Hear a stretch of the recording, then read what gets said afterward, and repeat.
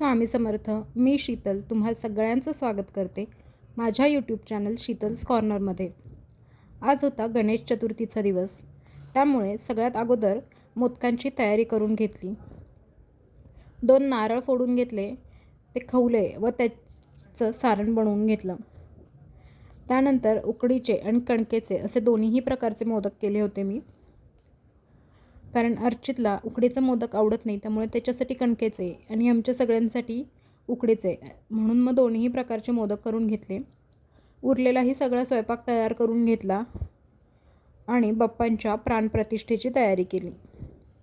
बाप्पांची प्राणप्रतिष्ठा करून घेतली, पूजा करून घेतली आणि त्यानंतर बाप्पांची आरती केली.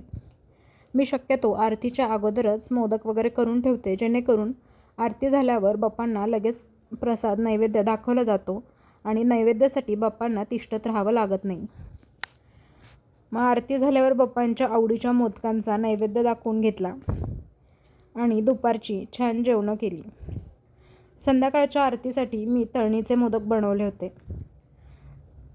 बाप्पांना छान आरती केल्यानंतर तळणीच्या मोदकांचा नैवेद्य दाखवला आणि भक्तिमय वातावरणात पार पडला आमचा आजचा दिवस.